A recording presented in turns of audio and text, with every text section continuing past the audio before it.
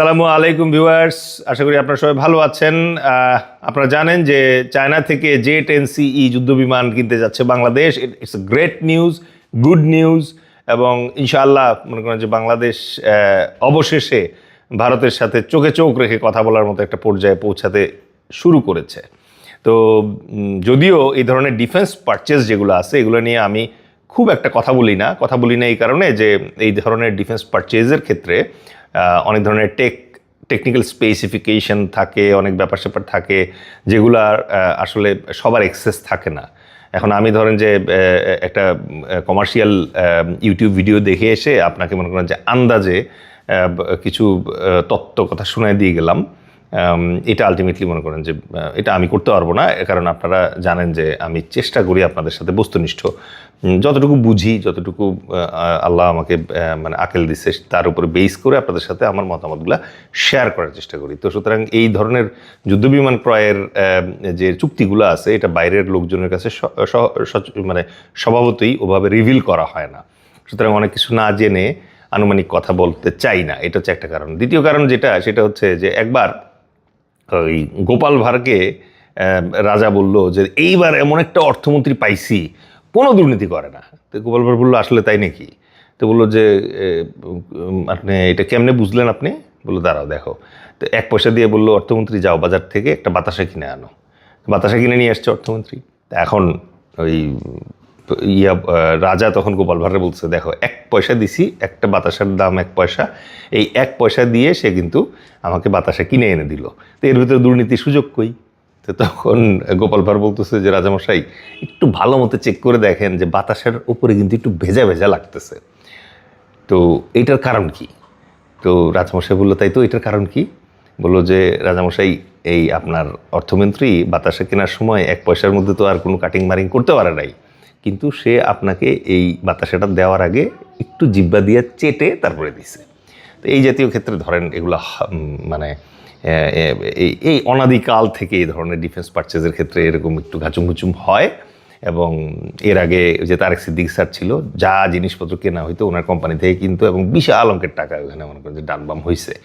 এখন যে এটা হবে এখানে ওই আপনি J-10CE পান আর ফ্লাইং সসার নিয়ে আসেন, বাংলাদেশের ব্যবসায়ী যারা আছে ওরা ওখান থেকে মনে করেন যে মারিং কাটিং করবে। একটা হচ্ছে ব্যবসা, মনে করেন যে আপনি একটা যুদ্ধবিমান কিনে আনতেছেন, এখানে মনে করেন যে ডিফেন্স কন্ট্রাক্টর হিসেবে আপনার একটা লাভ থাকবে, সেটা ঠিক আছে। বাট ওই যে তারেক রহমান যেটা বলছে যে লাভ এই পরিমাণ করে ফেলে বাংলাদেশের কন্ট্রাক্টররা, যেমন একটা বালিশের দাম মনে করেন যে হয়ে গেল 20,000 টাকা, কিন্তু কারো মাথায় এই প্রশ্ন আসে না যে বালিশের দাম কেমনে 20,000 হয়। তো বালিশেই যদি অবস্থা হয় সরকারি পারচেজে, তাইলে মনে করেন যে যুদ্ধবিমান পারচেজে এরকম কিছু যে হবে না এটা আপনি গ্যারান্টি দিতে পারবেন না। দেখি আমাদের জনতার দল যদি কখনো মনে করেন যে ক্ষমতায় যাওয়ার সুযোগ পায়, তাহলে এই জায়গাগুলো আমরা আগে সিল অফ করবো। যে লাভ করবেন ঠিক আছে, বাট মনে করেন যে আপনি দেশ বিক্রি করে দিতে পারবেন না। জনতার মনে করেন যে যেটা জনগণ এবং জনতার হক, সেইটা যেন আপনি মারতে না পারেন, এইটা ব্যবস্থা করতে হবে। তো যাই হোক, এখন এটা নিয়ে যারা আমার কাছ থেকে জানতে চাইছিলেন আমি কয়েকটা কথা শেয়ার করি। সেটা হচ্ছে যে এই যে দক্ষিণ এশিয়ার আকাশ প্রতিরক্ষায় এই পারচেসটা একটা বড় ধরনের কৌশলগত পরিবর্তন আনবে বলে মনে হচ্ছে। তো ডিফেন্স সার্কেলে সাম্প্রতিক তথ্য অনুযায়ী বাংলাদেশের বিমান বাহিনী চীনের তৈরি 4.5 প্রজন্মের Chengdu J-10CE multirole fighter jet সংগ্রহের দৌড়ে বেশ এগিয়ে আছে। 20টা জেট কেনার কথা এখানে আনুমানিক মূল্য ধরা হয়েছে $2.2 বিলিয়ন, আর ডেলিভারি টাইম হলো এই বছরের শেষে এবং 2027 সালের ভেতরে এটা শুরু হবে। কারণ একসাথে কি 20টা আসবে কি না এটা নিয়ে ডাউট আছে, কারণ ওভাবে আসলে বানায়া মানে এই সিরিজের বিমানগুলো ইভেন বোয়িংও যেগুলো আছে এগুলো কেউই মনে করেন যে বানায় শেলফে রেখে দেয় না। অর্ডার পাইলে পরে সেই হিসাবে মনে করেন যে বানায় তারপরে 2টা-10টা করে সাপ্লাই করে। তো এই স্বভাবতই এই খবরটা নয়াদিল্লির কৌশলগত এবং সামরিক মহলে বেশ আলোড়ন সৃষ্টি করেছে অলরেডি। তবে এই উদ্বেগকে সস্তা আতঙ্ক বা রাতারাতি গেম চেঞ্জার হিসেবে দেখার চেয়ে আঞ্চলিক সামরিক ভারসাম্যের দৃষ্টিতে বিশ্লেষণ করা অনেক বেশি যুক্তিসঙ্গত হবে। যদিও ভারতীয় বুদ্ধিজীবী যারা আছেন, স্পেশালি যারা কট্টর জাতীয়তাবাদী বুদ্ধিজীবী ভারতের, এরা যখনই মনে করেন যে ওই কাউকোলা খাওয়ার পরে ওদের আর কোনো যুক্তি কাজ করে না। তারা রংপুর কেনার প্রস্তাব দিতে চায়, $10 বিলিয়ন দিয়ে রংপুর বাংলাদেশের কাছ থেকে কিনে নিতে চায়। সুতরাং এদের সাথে আমি আর যুক্তি নিয়ে কখনো কথা বলবো না। বাংলাদেশের স্বাধীনতার সার্বভৌমত্ব সবার আগে, ওইটা আগে এনশিওর হবে, তারপরে মনে করেন যে ভারতীয়দের সাথে যুক্তিসঙ্গত কথাবার্তা বলা যায় কিনা সেটা নিয়ে ভেবে দেখা যাবে। তো ফার্স্টেই যে জিনিসটা নিয়ে আলোচনা করব যে এই পারচেজের কারণে বাংলাদেশ এয়ারফোর্সের যে কোয়ালিটিটিভ একটা চেঞ্জ আসবে সেটার ব্যাপারে। ঐতিহাসিকভাবে ভারতের পূর্বাঞ্চলীয় আকাশসীমা ভারতীয় সামরিক পরিকল্পনায় একটা কম ঝুঁকির অঞ্চল হিসেবে বিবেচিত হতো, কারণ এখানে বাংলাদেশ আছে এবং বাংলাদেশে মানে শেখ হাসিনার সরকার এবং তার আগে সরকার যারা ছিল তাদের সাথে কোনো রকমের একটা সেটেলমেন্টে এইটা এনশিওর করছিল যে আমাদের আকাশে যেন শক্তিশালী কোনো বিমান না আসে। সো যেই আকাশে মনে করেন যে শক্তিশালী বিমানই নাই, ওই আকাশের জন্য খুব বেশি মানে তেলপানি কেন ইন্ডিয়া খরচ করবে। তো এই কারণ বাংলাদেশ বিমান বাহিনী ধরেন এতদিন ধরে F-7 আর সীমিত আকারের কয়েকটা MiG-29 নিয়ে এয়ারফোর্স চালায় আসতেছিল, এখনও ওই জেটেন এসে পৌঁছায় নাই। সুতরাং এখন পর্যন্ত এই ভাঙাচোরা এগুলাই আছে আমাদের, ওগুলো আসলে পরে চেঞ্জ হবে। কিন্তু জেটেনসি যদি যুক্ত হয় আমাদের ফ্লিটে, এয়ারফোর্সের ফ্লিটে, তাহলে দৃশ্যপট কিন্তু সম্পূর্ণ বদলে যাবে। পাকিস্তানের স্কোয়াড্রনগুলোতে এই বিমানের পারফরমেন্সের ডাটা বিশ্লেষণ করলে আপনি দেখবেন যে বাংলাদেশে এই একটা প্ল্যাটফর্মের মাধ্যমে এক লাফে বাংলাদেশ এয়ারফোর্স 4.5 জেনারেশনে পৌঁছায় দিতেছে। 4.5 জেনারেশন অফ এয়ারফোর্স মানে কিন্তু hell lot of thing you can play havoc, I can tell you. মনে করেন যে আপনি মিয়ানমারে বলতে পারবেন তখন যে 7 দিনের ভেতরে যদি আমার ক্যাম্প খালি না হয়েছে, আমি তোর নিপেদও গুড়ায় ফেলবো, রেঙ্গুন নিপেদও কিচ্ছু ছাড়বো না। এবং মনে করেন যে আরাকান আর্মি যেখানে কুতকুত করতেছে না, আরাকান আর্মিরে তো মনে করেন যে আমার ব্রাহ্মণবাড়িয়ার টিম পাঠিয়ে দিলে মনে করেন যে সাইজ করে দিয়ে আসতে পারবে। আর এর সাথে যদি এই মাল্টিরোল এয়ারক্রাফট থাকে, তো আরাকান আর্মি ভুলেও মনে করেন যে বর্ডারের দিকে এসে আমাদের সাথে এখন যে বেয়াদবিগুলো করতেছে এগুলো জীবনও করতো না। আল্লাহ মালিক, সামনে এখন দেখা যায় কী আসে। তো এই বিমানটাতে একটা ইন্টারেস্টিং জিনিস আছে, যেটারে এসআর রাডার বলে, AESA। এইটা অনেক দূর থেকে শত্রুর বিমান আর মিসাইল শনাক্ত করতে পারে। আর এর সাথে থাকে হচ্ছে অত্যাধুনিক ইলেকট্রনিক ওয়ারফেয়ার সিস্টেম, যেটা তো ডিফল্ট। এবং মজার ব্যাপার হচ্ছে ওই উলফল্যান্ডের এই রাডার যেগুলো আছে এগুলাকে এই মনে করেন যে বিমান মনে করেন যে চুল দিয়েও পুষে না, দে ক্যান জাস্ট মানে ব্লাইন্ড ইট, ওরা খুঁজেই পায় না, এত শক্তিশালী এর মনে করেন যে রাডারের এগেইনস্টে। আর সবচেয়ে আলোচিত অস্ত্র হচ্ছে এইটার PL-15E, এটা বিয়ন্ড ভিজুয়াল রেঞ্জ বা BVR মিসাইল ক্ষমতা। আপনাদের ওই যে রাফাল ফেলে দিছিল না লেটেস্ট যে যুদ্ধে ইন্ডিয়া পাকিস্তানের কাছে পরাস্ত হলো এবং আসিম মুনির জেনারেল থেকে ফিল্ড মার্শাল হয়ে গেল, ওই যুদ্ধে যে ইন্ডিয়া যে কটা রাফাল হারাইছে তারা কিন্তু এই PL-15 আঘাতে হারাইছে। সো এখন ধরেন এটার পাল্লা কিন্তু 145 কিলোমিটার। 145 কিলোমিটার মানে হচ্ছে আপনি চিন্তা করে দেখেন, বগুড়াতে যদি থাকে অথবা লালমনিরহাটে যদি এই জিনিস থাকে, ওই চিকেন স্নেকে তো চুলকানি শুরু হয়ে যাবে, হওয়ারই কথা। তো এখন আকাশ যুদ্ধে ভারতীয় বিমানকে অনেক দূর থেকেই এঙ্গেজ বা লক করার সক্ষমতা আছে এই বিমানের, এবং এই সক্ষমতা বাংলাদেশ বিমান বাহিনীর যদি আসে ইনশাল্লাহ, তাহলে মনে করেন যে মানে really we are going to change the game in some way. Because আপনাদের মনে আছে যে ইরানে একটা মানে F সিরিজের যুদ্ধ বিমান আমেরিকার, ওইটাকে শুধু ইফেক্টিভ লক করছিল একবার, তাতে পুরো বিশ্বে খবর হয়ে গেছে যে এই বিমান লক করা হয়েছে। তখন মনে করেন যে ওই বিমান ইয়ে করে বাঙ্ক করে না কি জানি বলে, ওইটা করে হরমুজ থেকে হুড়মুড় করে পালাইছিল। কারণ বাস্তবতা যেটা হচ্ছে যে আপনি যখন একটা বিমানরে এই সাকসেসফুলি লক করতে পারবেন, লক করার পরে আসলে আর ওই সুইচে চাপ দেওয়া ছাড়া আর কোনো কাজ বাকি নাই। ওই সুইচে চাপ দিবেন মানে হচ্ছে হুড়মুড় করে ওই বিমান ও যেখানেই যা করে খুঁজে বের করে মনে করছে মিসাইল খায় ফেলবে। তো এই পূর্বাঞ্চলে একটা তুলনামূলক দুর্বল বিমান বাহিনী থেকে বাংলাদেশ যখন এমন একটা অত্যাধুনিক লং রেঞ্জ স্ট্রাইক ক্যাপাবিলিটি সম্পন্ন বাহিনীতে রূপান্তরিত হবে, তখন ভারতের ইস্টার্ন এয়ার কমান্ডে এই একক যে একটা এয়ার সুপ্রিমেসি বা আকাশ আধিপত্য ছিল, ওদের বায়ুসেনা যে মানে ছায়া ফেলবে আমাদের আকাশ, শুভেন্দুজি বলছে যে এটা ঘন্টার ব্যাপার না, এটা মিনিটের ব্যাপার, তখন শুভেন্দু কিন্তু ওর ঘড়ি আবার স্লো হয়ে যাবে। তখন দেখবেন যে এটা মানে ঘন্টা থেকে দিন, দিন থেকে সপ্তাহ, সপ্তাহ থেকে মাস, মাস থেকে বছরে গড়ায় যাবে। মানে ওই রাশিয়া যেরকম ইউক্রেনে ঢুকছে ঠিকই, এখন আর বাইরে দিতে পারতেছে না, ওই রকম অবস্থা হয়ে যাবে।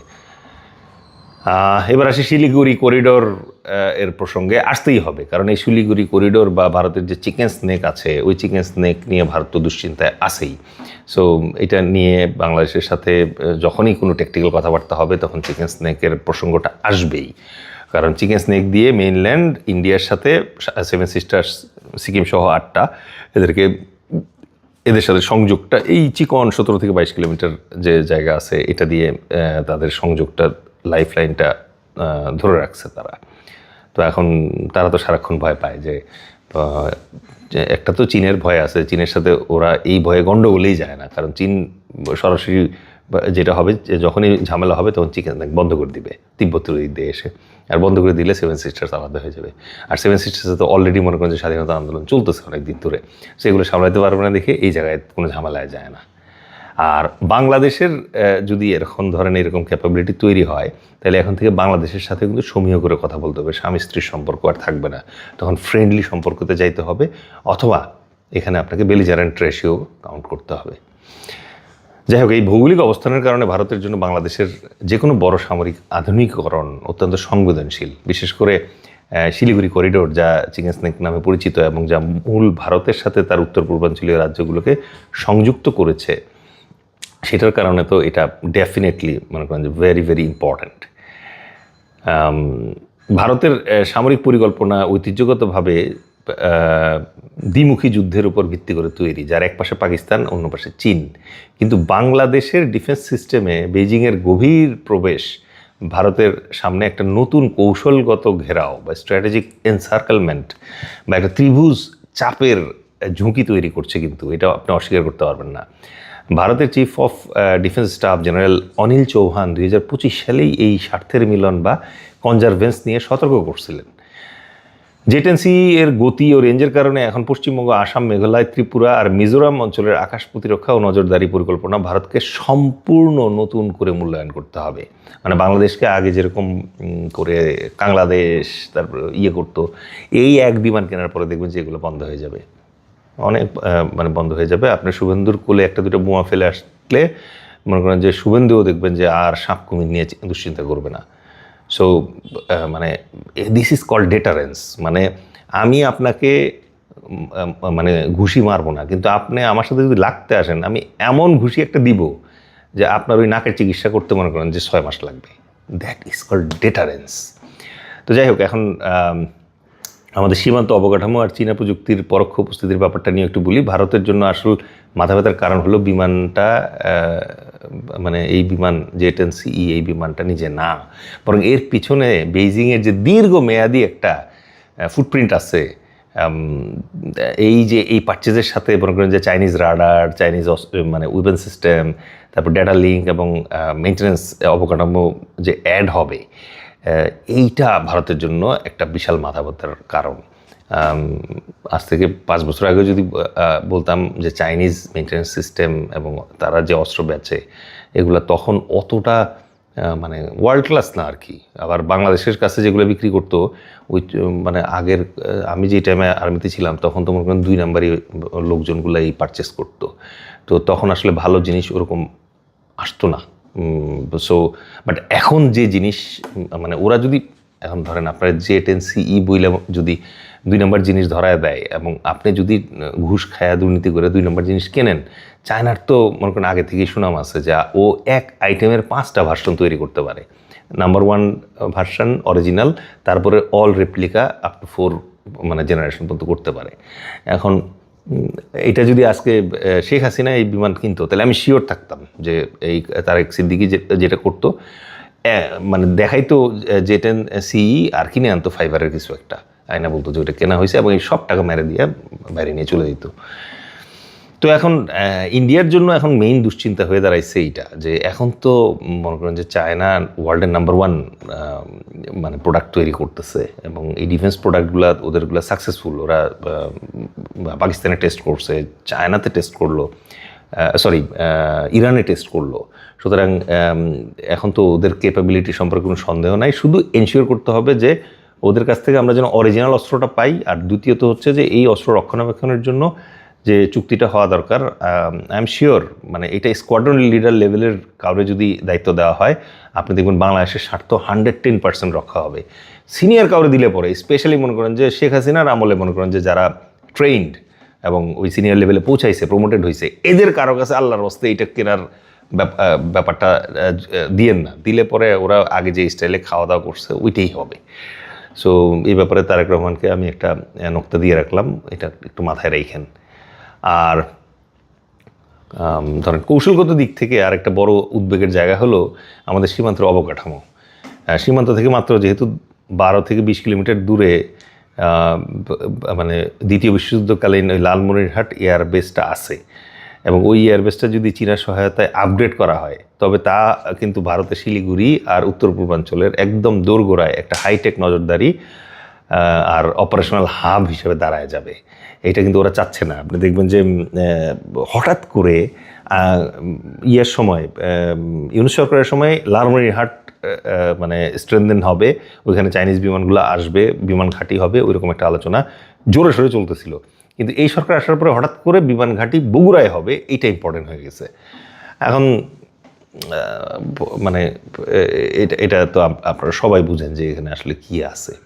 তো একই সাথে এই যুদ্ধবিমানগুলো দীর্ঘমেয়াদে রক্ষণাবেক্ষণের এবং ড্রোন ফ্যাক্টরি পরিচালনার জন্য বাংলাদেশে চীনা বিশেষজ্ঞদের যে উপস্থিতি, সেটা তো বাড়বে। এটা ভারতের এয়ার স্পেস মনিটরিং এবং গোয়েন্দা তথ্য সংগ্রহের নিরাপত্তাকে পরোক্ষভাবে চ্যালেঞ্জের মুখে ফেলতে পারে। তো এতদিন তো ফ্রি খাইছে, মনে করেন যে সিকিম স্টাইলে শেখ হাসিনার লেন্দুজি বানায়া বাংলাদেশ দখল করে ফেলবে, ওই স্বপ্নে বিভোর ভারতের জন্য তো এটা দুশ্চিন্তারই ব্যাপার। যাক, আল্লাহ মালিক। এবার আসি পাকিস্তান ফ্যাক্টর আর ইন্টারঅপারেবিলিটির ব্যাপারে। 2025 সালে ভারত পাকিস্তান যে যুদ্ধটা হয়েছে, সেই যুদ্ধের সময় পাকিস্তানের এই চেংদু J-10C এবং PL-15 মিসাইল কার্যকরিতা নিয়ে ভারতের গণমাধ্যম এবং প্রতিরক্ষা বিশ্লেষকদের মধ্যে ব্যাপক তোলপাড় হয়েছিল। কেন হয়েছিল? কারণ রাফাল ফেলায় দিছিল। তো যাই হোক, একই পরিবারের এই বিমান এবং সমমানের ডক্ট্রিন যখন বাংলাদেশের হাতে আসবে, তখন ভারতের নিরাপত্তা মহল স্বাভাবিকভাবেই বাড়তি সতর্কতা অবলম্বন করবে। পাকিস্তান আর বাংলাদেশের বিমান বাহিনী একই প্ল্যাটফর্ম, ডেটা লিঙ্ক এবং ট্রেনিং ডক্ট্রিন শেয়ার করলে লজিস্টিক আর তথ্য বিনিময়ের একটা পরোক্ষ কৌশলগত অক্ষ বা এক্সিস তৈরি হওয়ার তাত্ত্বিক সম্ভাবনা থাকে। থিওরিটিক্যাল অফকোর্স, বাট থিওরির মাঝখানে আবার মানে আপনারা তো সবাই জানেন, ভারতের দাদারাও জানে, বাংলাদেশে থাকা ভারতের এবং রয়্যাল রিলেশনশিপ তারাও জানে যে পাকিস্তান কিন্তু অলরেডি সিমুলেটর বাংলাদেশকে দিয়ে দিচ্ছে।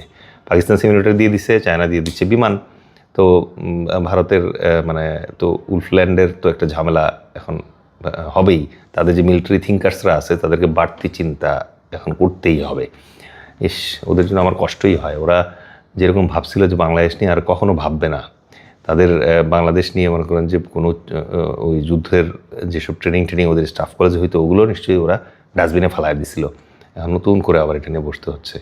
আর চিন্তা করেন, এই যে J-10CE এই বিমান নিয়েই যদি তার এত দুশ্চিন্তা থাকতে হয়, আরও যেগুলো টার্কি থেকে আসতেছে, অন্য জায়গা থেকে প্ল্যান করতেছি আমরা, এগুলো যদি আসে, তাহলে তো মানে দুশ্চিন্তারই ব্যাপার। ওদের জন্য আসলে কষ্টই হয়। মানে শুভেন্দু লেভেলের জিনিস আর নাই এখন, এটা মানে বুঝতে হবে। আর এবার আসি হচ্ছে বে অফ বেঙ্গলের ভারসাম্য এবং রাজনৈতিক পরিস্থিতির ব্যাপারে। বর্তমানে বে অফ বেঙ্গল মানে ভূ রাজনৈতিক প্রতিযোগিতার একটা অন্যতম হটস্পট হয়ে গেছে। J-10CE বাংলাদেশের জন্য শুধু আকাশ যুদ্ধ না, বরং সমুদ্রে যে আকাশ নজরদারি, নৌবাহিনীকে যে ক্লোজ এয়ার সাপোর্ট দেওয়ার দরকার। আপনারা জানেন অলরেডি পাকিস্তান কিন্তু সাবমেরিন পাঠায় দিছে ওখানে। সো ওই সাবমেরিনগুলোরও তো দরকার, মানে লোকাল সাপোর্ট দরকার। এবং উপকূলীয় প্রতিরক্ষা, আপনারা জানেন নাকি যে মানে বাংলাদেশের যে আমাদের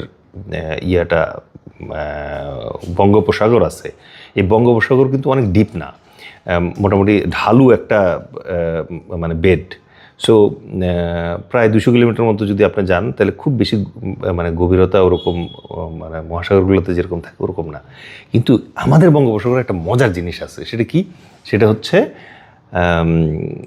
সোয়াচ অফ নো ডেপথ নামে একটা নালার মতো আছে, যেটা মনে করেন যে এত গভীর, খুব বেশি চওড়া না কিন্তু অনেক গভীর, এবং এইটার ভেতরে চাইলে মনে করেন যে আপনি শত শত সাবমেরিন রাখতে পারবেন।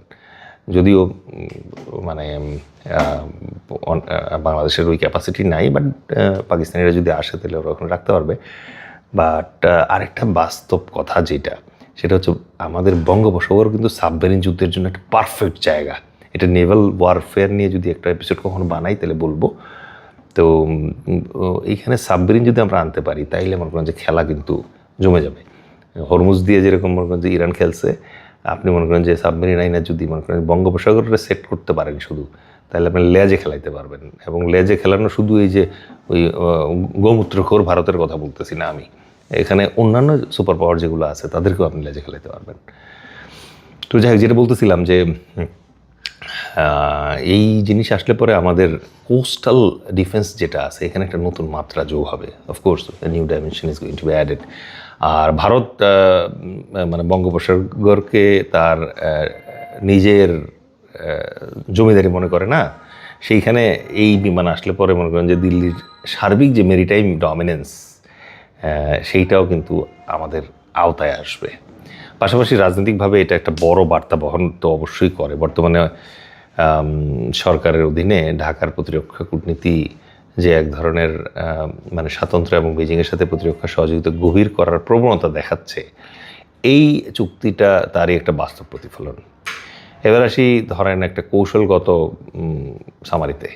পুরো বিষয়টাকে যদি আমরা একটা সহজ ও মানে সহজ মূল্যায়নের ভেতরে যাই, তাহলে আমরা দেখব যে শক্তির সামগ্রিক ভারসাম্যে ভারত এখনও বাংলাদেশের চেয়ে বহুগুণ এগিয়ে আছে। That's true. ভারতের বিমানবাহিনীতে আছে রাফাল, সুখোই 30, MKI, মিরাজ 2000 এবং তেজসের মতো ফ্রন্টলাইন ফাইটার জেট। যদিও তেজস তাদের লোকাল প্রযুক্তি, এবং তেজসের তেজ কয়েকদিন পরপর আমরা দেখি এখানে উপর হয়ে পড়ে যায়, ওখানে কাঁধ হয়ে পড়ে যায়, পাইলটগুলো মারা যায়। তাদের মানে বিধি হত্যার জন্য যদি মুসলমান হয় তাহলে মাগফিরাত কামনা করি, কারণ একটা প্লেন ধ্বংস হইলে সাথে পাইলটগুলো মারা যায়। কয়েকদিন আগে ওদের একটা C-130 ধ্বংস হয়েছে, সাথে 5 জন মারা গেছে। তো যেহেতু মানুষ তো মারা গেলে আমাদের খারাপ লাগে, যদিও তারা আমাদের বাংলাদেশিদেরকে মানুষ বলে তারা মনে করে না, কিন্তু আমরা অফকোর্স তাদের মানে এই যে বিমান সেনারা মারা যাচ্ছে তেজসের টেস্ট অ্যান্ড ট্রায়ালের সময়, তাদের ফ্যামিলির জন্য আমরা সমবেদনা জানাই। এখন ওদের তো এগুলো জেট আছে, তার সাথে আবার ধরেন S-400-এর মতো এয়ার ডিফেন্স সিস্টেম আছে, নিজস্ব অ্যাওয়াক্স মানে হচ্ছে আগাম সতর্কতা দেয় যে অ্যাওয়াক্স প্রযুক্তি আছে।